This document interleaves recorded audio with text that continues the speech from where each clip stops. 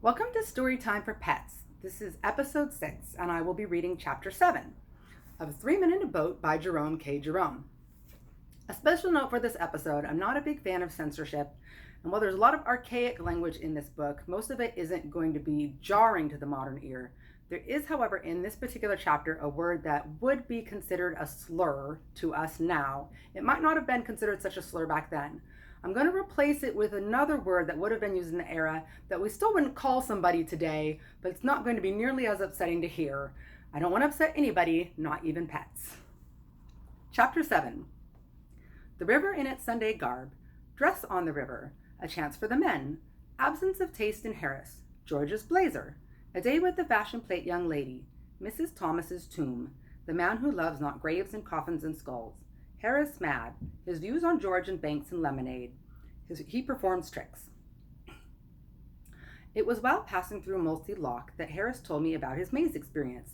It took some time to pass through, as we were the only boat, and it is a big lock. I don't think I ever remember to have seen Molesey Lock before with only one boat in it. It is, I suppose, Boulder's not even excepted, the busiest lock on the river. I have stood and watched it sometimes when you could not see any water at all, but only a brilliant tangle of bright blazers and gay caps and saucy hats, and many-colored parasols and silken rugs and cloaks and streaming ribbons and dainty whites. When looking down into the lock from the quay, you might fancy it was a huge box into which flowers of every hue and shade had been thrown pell-mell and lay piled up in a rainbow heap that covered every corner. On a fine Sunday it presents this appearance nearly all day long. While up the stream and down the stream lay waiting their turn outside the gates long lines of still more boats, and boats are drawing near and passing away, so that the sunny river from the palace up to Hampton Church is dotted and decked with yellow and blue and orange and white and red and pink. All the inhabitants of Hampton and Molesey dress themselves up in boating costume and come and mooch round the lock with their dogs and flirt and smoke and watch the boats, and altogether, what with the caps and jackets of the men, the pretty colored dresses of the women, the excited dogs, the moving boats, the white sails, the pleasant landscape, and the sparkling water, it is one of the gayest sights I know of near this dull old London town. The river affords a good opportunity for dress. For once in a way, we men are able to show our taste in colors, and I think we come out very natty if you ask me. I always like a little red in my things, red and black. You know my hair is a sort of golden brown, rather a pretty shade I've been told, and a dark red matches it beautifully. And then I always think a light blue necktie goes so well with it, and a pair of those Russian leather shoes, and a red silk handkerchief round the waist. A handkerchief looks so much better than a belt. Harris always keeps the shades or mixtures of orange or yellow, but I don't think he is at all wise in this. His complexion is too dark for yellows. Yellows don't suit him. There can be no question about it. I want him to take to blue as a background with white or cream for relief, but there, the less taste a person has in dress, the more obstinate he always seems to be. It is a great pity, because he will never be a success as it is, while there are one or two colors in which he might not really look so bad with his hat on. George has bought some new things for this trip, and I'm rather vexed about them. The blazer is loud. I should not like George to know that I thought so, but there really is no other word for it. He brought it home and showed it to us on Thursday evening. We asked him what color he called it, and he said he didn't know. He didn't think there was a name for the color. The man had told him it was an Oriental design. George put it on and asked us what we thought of it. Harris said that as an object to hang over a flower bed in early spring to frighten the birds away, he should respect it, but that considered as an article of dress for a human being, except a Margate Negro, it made him ill.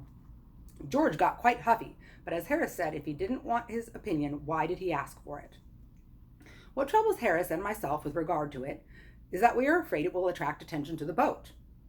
Girls also don't look half bad in a boat if prettily dressed. Nothing is more fetching to my thinking than a tasteful boating costume, but a boating costume, it would be as well if all ladies would understand, ought to be a costume that can be worn in a boat and not merely under a glass case. It utterly spoils an excursion if you have folks in the boat who are thinking all the time a good deal more of their dress than of the trip. It was my misfortune once to go for a water picnic with two ladies of this kind. We did have a lively time.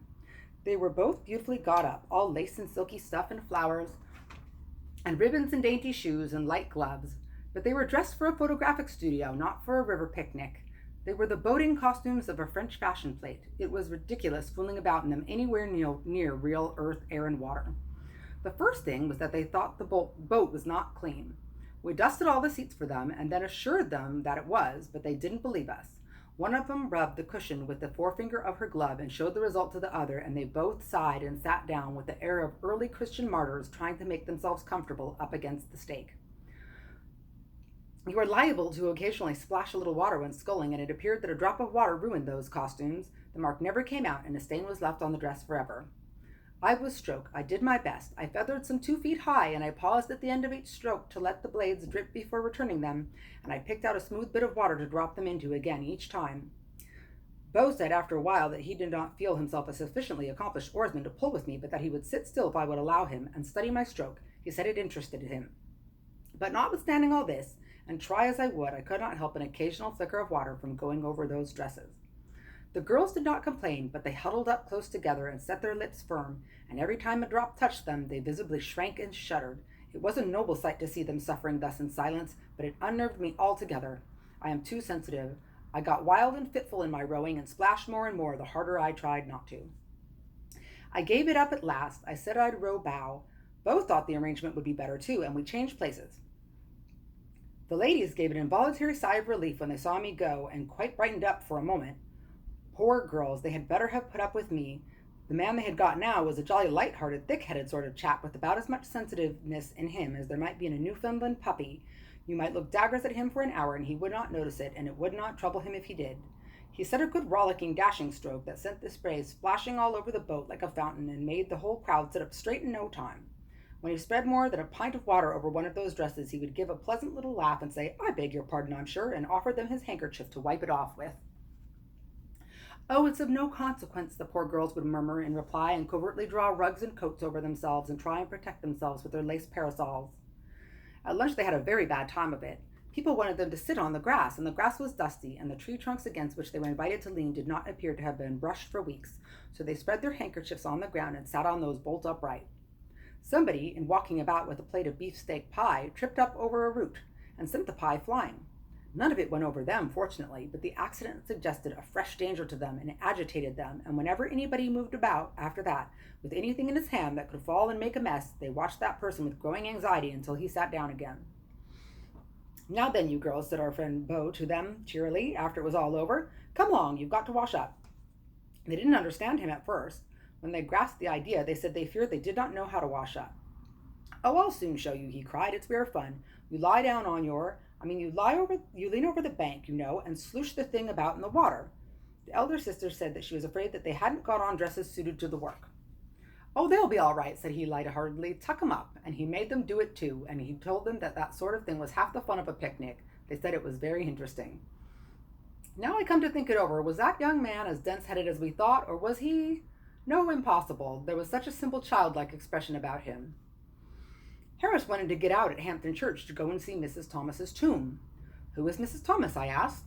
"How should I know?" replied Harris. "She's a lady that's got a funny tomb, and I want to see it." I objected. I didn't know whether it is that I am built wrong, but I never did seem to hanker after tombstones myself. I know that the proper thing to do when you get to a village or town is to rush off to the churchyard and enjoy the graves, but it is a recreation that I always deny myself. I take no interest in creeping round dim and chilly churches behind wheezy old men and reading epitaphs. Not even the sight of a bit of cracked brass let into a stone affords me what I call real happiness. I shock respectable sextons by the imperturbability I am able to assume before exciting inscriptions, and by my lack of enthusiasm for the local family history, while my ill-concealed anxiety to get outside wounds their feelings. One golden morning of a sunny day, I leaned against the low stone wall that guarded a little village church, and I smoked and drank in deep, calm gladness from the sweet, restful scene. The gray old church with its clustering ivy and its quaint carved wooden porch, the white lane winding down the hill between tall rows of elms, the thatched roof cottages peeping above their trim-kept hedges, the silver river in the hollow, the wooded hills beyond. It was a lovely landscape. It was idyllic, poetical, and it inspired me. I felt good and noble. I felt I didn't want to be sinful and wicked any more. I would come and live here and never do any more wrong and lead a blameless, beautiful life and have silver hair when I got old and all that sort of thing. In that moment, I forgave all my friends and relations for their wickedness and cussedness, and I blessed them. They did not know that I blessed them. They went their abandoned way, all unconscious of what I, far away in that peaceful village, was doing for them. But I did it, and I wish that I could let them know that I had done it, because I wanted to make them happy. I was going on thinking away all these grand, tender thoughts, when my reverie was broken in upon by a shrill, piping voice crying out, "All right, sir, I'm a-comin'. It's all right, sir, don't you be in a hurry." I looked up and saw an old bald-headed man hobbling across the churchyard toward me, carrying a huge bunch of keys in his hand that shook and jingled at every step. I motioned him away with silent dignity, but he still advanced, screeching out the while, "I'm a-comin', sir, I'm a-comin'. I'm a little lame. I ain't as spry as I used to be. This way, sir." "Go away, you miserable old man," I said. "I've come as soon as I could, sir," he replied. "My missus never see you till just this minute. You follow me, sir." "Go away," I repeated. "Leave me before I get over the wall and slay you." He seemed surprised. "Don't you want to see the tombs?" he said. "No," I answered, "I don't. I want to stop here, leaning up against this gritty old wall. Go away and don't disturb me. I am chock full of beautiful and noble thoughts, and I want to stop like it because it feels nice and good. Don't you come fooling about, making me mad, chivying away all my better feelings with this silly tombstone nonsense of yours. Go away and get somebody to bury you cheap, and I'll pay half the expense." He was bewildered for a moment. He rubbed his eyes and looked hard at me. I seemed human enough on the outside, he couldn't make it out. He said, "You's a stranger in these parts. You don't live here." "No," I said, "I don't. You wouldn't if I did." "Well then," he said, "you want to see the tombs, graves, folks been buried, coffins." "You are an untruther," I replied, getting roused. "I do not want to see tombs, not your tombs. Why should I? We have graves of our own, our family has. Why, my Uncle Podger has a tomb in Kensal Green Cemetery that is the pride of all that countryside, and my grandfather's vault at Bow is capable of accommodating 8 visitors, while my great-aunt Susan has a brick grave in Finchley churchyard with a headstone with a coffee-pot sort of thing in bas-relief upon it, and a 6-inch best white stone coping all the way round that costs pounds. When I want graves, it is to those places that I go and revel. I do not want other folks's. When you yourself are buried, I will come and see yours. That is all I can do for you." He burst into tears. He said that one of the tombs had a bit of stone upon the top of it that had been said by some to be probably part of the remains of a figure of a man, and that another had some words carved upon it that nobody had ever been able to decipher. I still remained obdurate, and in broken-hearted tones he said, "Well, won't you come and see the memorial window?" I would not even see that, so he fired his last shot. He drew near and whispered hoarsely, "I've got a couple of skulls down in the crypt," he said. "Come and see those. Oh, do come and see the skulls. You are a young man out for a holiday and you want to enjoy yourself. Come and see the skulls." Then I turned and fled, and as I sped, I heard him calling to me, "Oh, come and see the skulls. Come back and see the skulls." Harris, however, revels in tombs and graves and epitaphs and monumental inscriptions, and the thought of not seeing Mrs. Thomas's grave made him crazy. He said he had looked forward to seeing Mrs. Thomas's grave from the first moment that the trip was proposed, said he wouldn't have joined if it hadn't been for the idea of seeing Mrs. Thomas's tomb. I reminded him of George and how we had to get the boat up by Shepperton by 5 o'clock to meet him, and then he went for George. Why was George to fool about all day and leave us to lug this lumbering old top-heavy barge up and down the river by ourselves to meet him? Why couldn't George come and do some work? Why couldn't he have got the day off and come down with us? Bank be blowed. What good was he at the bank? "I never see him doing any work there," continued Harris. "Whenever I go in, he sits behind a bit of glass all day, trying to look as if he was doing something. What's the good of a man behind a bit of glass? I have to work for my living. Why can't he work? What use is he there, and what's the good of their banks? They take your money, and then when you draw a check, they send it back smeared all over with no effects, refer to drawer. What's the good of that? That's the sort of trick they served me twice last week. I'm not going to stand it much longer. I shall withdraw my account. If he was here, we could go and see that tomb. I don't believe he's at the bank at all. He's larking about somewhere. That's what he's doing, leaving us to do all the work. I'm going to get out and have a drink." I pointed out to him that we were miles away from a pub, and then he went on about the river and what was the good of the river, and was everyone who came on the river to die of thirst. It is always best to let Harris have his head when he gets like this. Then he pumps himself out and is quiet afterwards. I reminded him that there was concentrated lemonade in the hamper and a gallon jar of water in the nose of the boat, and that the two only wanted mixing to make a cool and refreshing beverage. Then he flew off about lemonade and such like Sunday school slops, as he termed them, ginger beer, raspberry syrup, etc., he said, and they all produced dyspepsia and ruined body and soul alike, and were the cause of half the crime in England.